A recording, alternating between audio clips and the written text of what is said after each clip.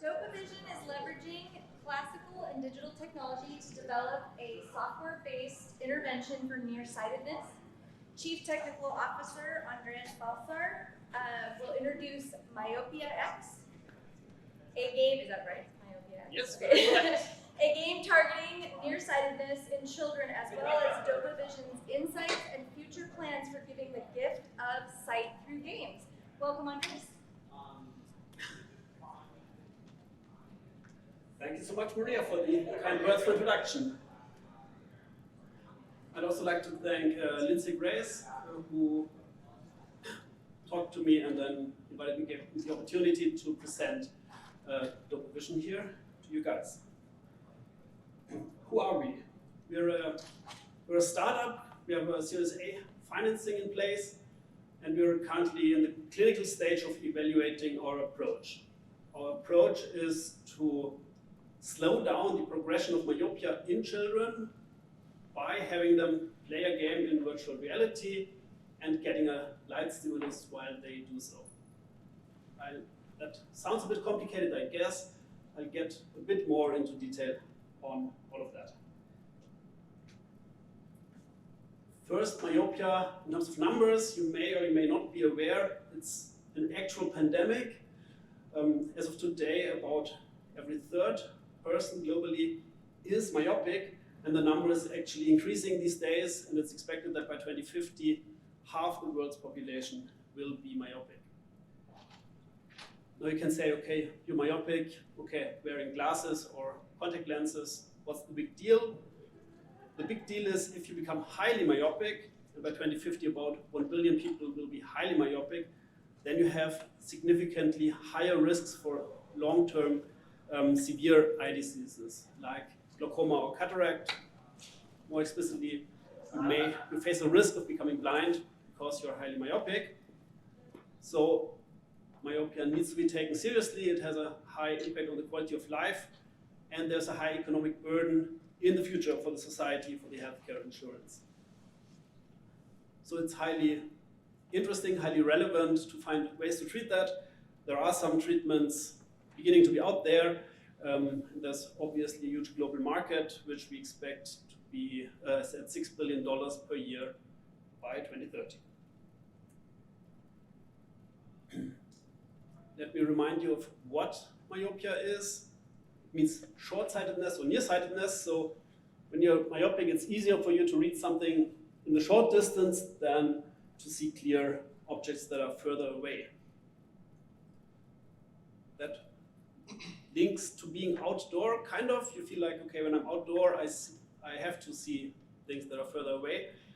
It turns out that being outdoor is actually good for children to avoid myopia. It's proven if you spend enough time outdoor, you have a lower risk of becoming myopic, and if you become myopic, then your progression will be slower, so you will not be as myopic when you stop progressing at the end of your adolescence. Recent, and that's kind of the starting point for our chain of arguments and our mode of action.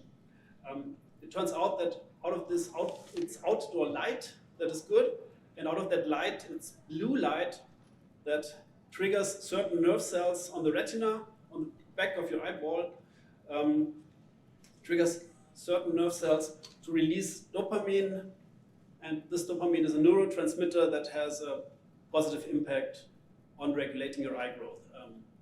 I'm happy to go into more detail in smaller round discussions later on, but even though I'm not the science officer, I'm the technology officer, so let's get into a bit more into the technology. Actually, the topping on the cake is we don't need to send blue light to all of your eye. It suffices when we send blue light to the blind spot in your eye. There's a spot in your eye where you actually don't see anything. We send blue light to where you don't see it, and thereby we trigger these nerve cells on all of the retina to release dopamine. So that's what we do, and why this is supposed to work. Speaking about supposed to work, so we're a very scientifically backed company. We're working with internationally renowned KOLs and research institutes. We conducted several experiments with positive outcomes showing the short-term effects. The short-term effect is what I mentioned. When we stimulate your blind spot, there is dopamine being released. And this dopamine release lasts for quite a while after the fact, after the stimulation has ended. We are documenting our experiments carefully. As of now, we have 5 peer-reviewed publications. The QR code leads you to the exact list of these publications. And it's not only people like me, employees, speak about it. The KOLs that we work with are also excited and are happy to present their findings, our findings together with them at conferences. Not sure whether everybody knows how a clinical trial runs. Here's the very abridged version. So this myopia progression is slowly and lasts for several years. So what we do is we find children who are myopic, who are expected to become more myopic over the course of time, who are willing to try out our treatment. Those children then get randomized, is what you call it. Either they get our treatment, MyopiaX, or they get an acknowledged treatment. And then we monitor both of these groups for half a year and longer, how they develop regarding their myopia.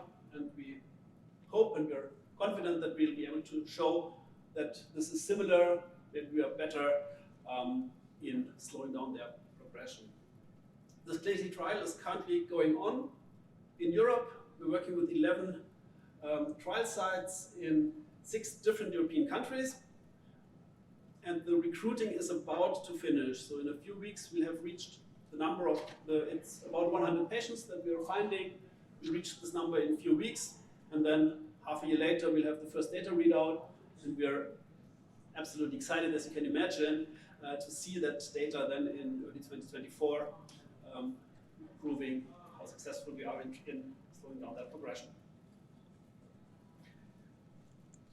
We're here at Games for Change, so time to get into the technology and the game that's behind it. We have, technologically, we actually have 2 different apps. You don't need to remember that. I'll not ask that in the exam at the end. There's a standard app, rather child-friendly, but also, of course, having some settings, etc., where you can say, okay, I want to start my treatment now, but here is what the treatment actually looks like. So it's a virtual reality game. We have mini games that take place in a small part of the screen, and the function of the mini game is actually that I want to know where the user looks, because I want to send the blue light stimulation to their blind spot. So when I know where they look, I also know essentially where the blind spot is, and I can send that stimulus. This illustration is not to scale. I do have one of our devices here with me with 2 apps installed, one where it's to scale and another one where it's not to scale, to be able to show you outside of here how it goes. Another question to the audience: who has designed a game that children like to play daily for 3 months or longer? Hey, there's 2 people here. One of them I know, one I don't, so maybe you can tell me your secret later on. Basically, I mean, all of us know that it's incredibly hard to get such an adherence over a long period of time, and we've come up with a set of measures around the game to make that happen. The engaging mini games, that's also what we saw kind of on the previous slide. That's where the treatment happens, and these mini games also need and should be engaging, but basically they don't really capture it. We have a meta game around it. There's an avatar. You earn points. You can customize your avatar. So there's a bit of a development of the avatar, an overarching storyline to make the children want to come back and see how it goes, and also feel rewarded for doing their sessions. There's another way of rewarding, which is called educational comics. I'll actually get back to that on the next slide because I like them so much. I want to go into a bit of more details. Then what we call routine building. You could also say more classical ways we actually came up with a nice looking print, which we encourage the families to put like on their fridge, but the child, every time they do a session, they just put a tick mark. And that way, classic old school style, but you see your progress, and you see every day of the week, every day of the month, you see how you're progressing across the treatment. Along the same ways, there's routine building. When we educate the families about it, we say, hey, find your spot in your daily rhythm when you do the treatment. Every time after breakfast, you brush your teeth, then you do the treatment, or another point where it makes sense. Just find that defined point in time. Human interaction can't be, it's hard to do that without human interaction. It's easier when there's someone to talk to speak about issues, to speak about your motivation. We have that built in. It's actually even harder than it sounds. I'll also get back to that a little bit. And then log data.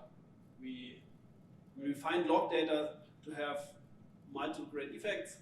Possibly, I don't need to tell you guys how good and valuable log data is. I'll make some more comments in that regard later on. And let's look into this comics part.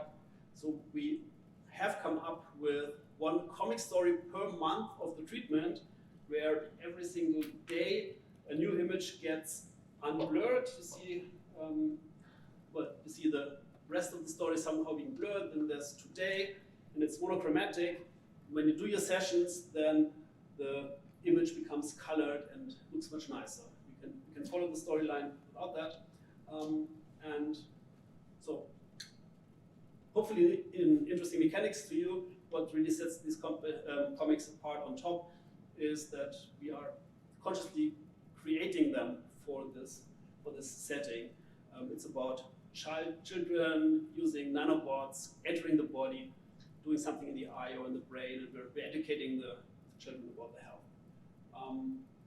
That's the time to thank Noah here in the audience, who's advising us on the game aspect in general, and who's also personally really writing these comics.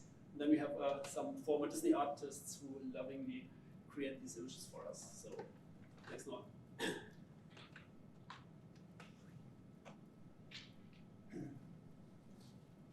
Log data, again, speaking to game designers, maybe I don't need to say too much. Maybe the first thing to say is that the 3 charts here, that is live log data.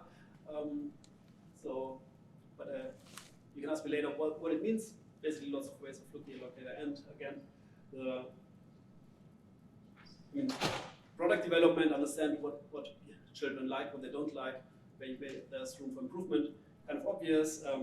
Encouraging participants, that's again one of the very different things from a classical clinical trial.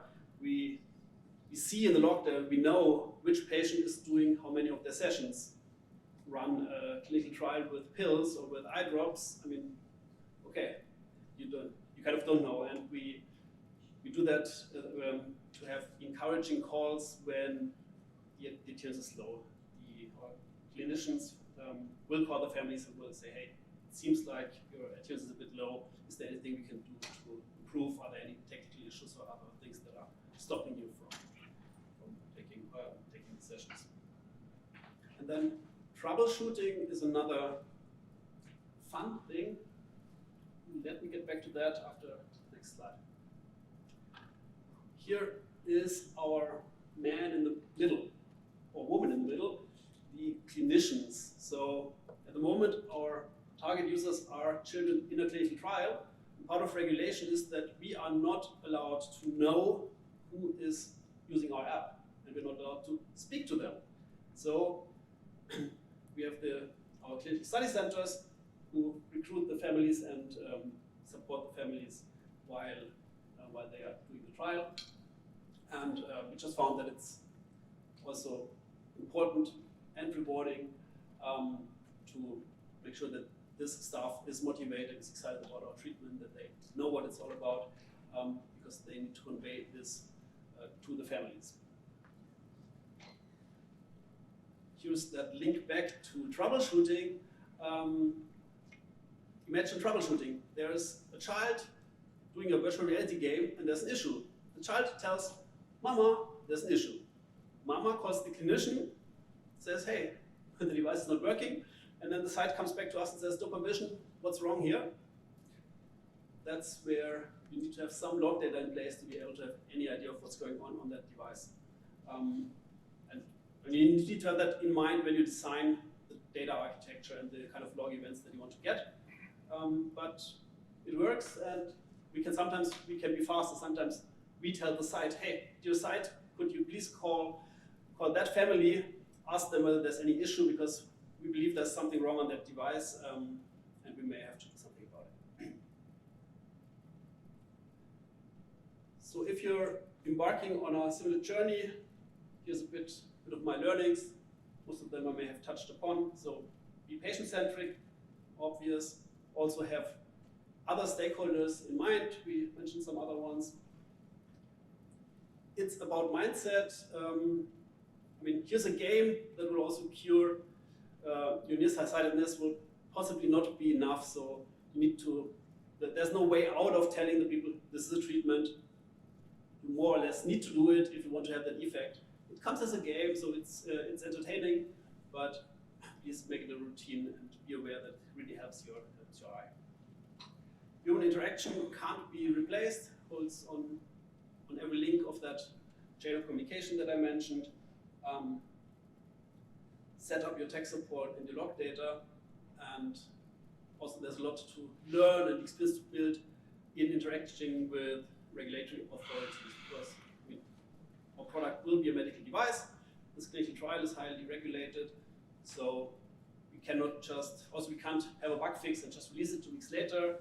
You need to document every release, you need to submit it. Sometimes notification is enough, sometimes you need to wait for approval. From our experience, you can have a new release every 3 to 6 months, probably not more often. So your releases do live for quite a bit. We are really excited about the future, obviously. I mean, this is a highly innovative, kind of disruptive approach to this. It's highly accessible around the world, and I mean, there's lots of USPs that make this attractive as alternative to other more classical treatments for myopia that are currently slowly being established in the market. The product, we have improvements in place. There are obvious and less obvious technology developments that we are looking at, that we're trying to incorporate our treatment into new devices, new ways of administering the treatment. And yeah, we have that clinical trial going on. We also have some more experiments running. So in 2024, we'll see the results.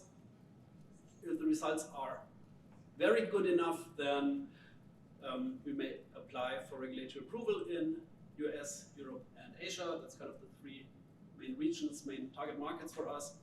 And we're, of course, looking forward to market launch.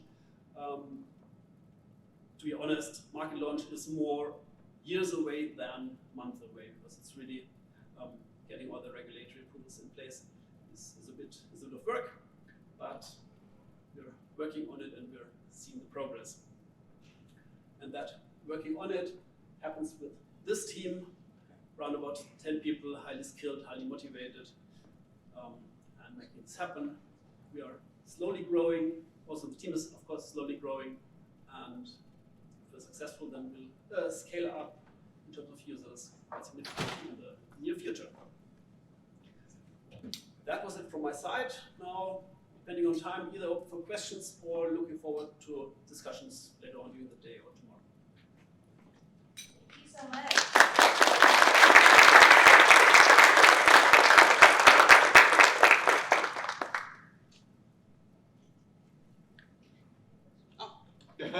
One question. Excellent. We have 1 Excellent. minute. Go ahead and answer the question, then we'll shift into our next presentation. Yeah. Can I ask 2 really quick questions? Maybe. We'll see. All right. The first one was, I was curious if you have a control condition in this clinical trial, like maybe shine the red light into the blind spot instead. I thought you were asking the second question also. First of all, it's an excellent question. This trial does not have a control condition, so there we have defined one other treatment which is basically known to have an effect, so we compare against this.